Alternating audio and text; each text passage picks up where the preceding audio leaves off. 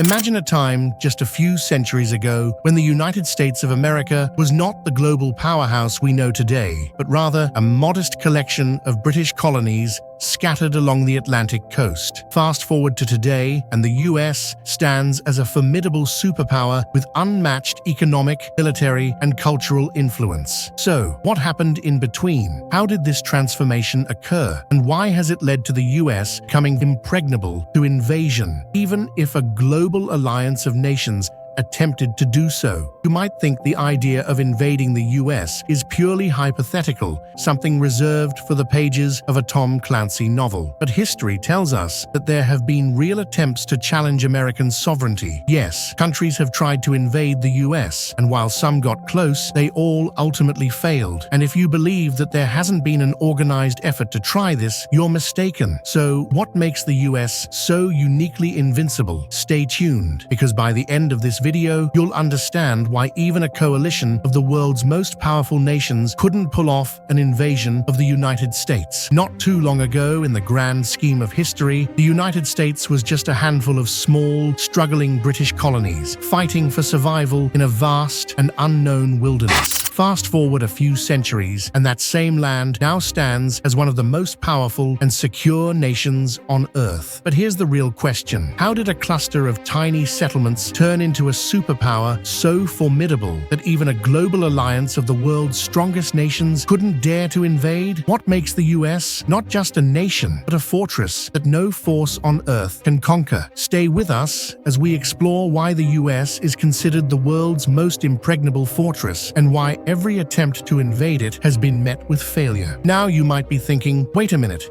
Has anyone actually tried to invade the US? The answer is a resounding yes. Let's start with one of the earliest and most notable examples, the War of 1812. Just a few decades after gaining independence, the US found itself at war with Great Britain once again. British forces burned down the White House and even captured Washington, D.C., marking the only time in US history that its capital has been occupied by a foreign power. Yet despite these bold moves, the British could not maintain their hold, and the war ended in a stalemate, with the Treaty of Ghent in 1814 restoring pre-war boundaries. That wasn't the only attempt. Fast forward to the Mexican-American War in 1846, where Mexico sought to defend its territory and counter American expansion. The conflict ultimately resulted in Mexico losing vast amounts of land to the US, including what are now the states of California, Arizona, New Mexico, and Texas. Still not convinced? How about the Civil War, where the Confederate States of America, a coalition of secessionist southern states, sought to break away and form their own nation? While not an invasion in the traditional sense, it was a significant internal threat to the unity and stability of the United States. However, after 4 brutal years of warfare, the Union prevailed and the US remained intact. And what about more recent history? During World War II,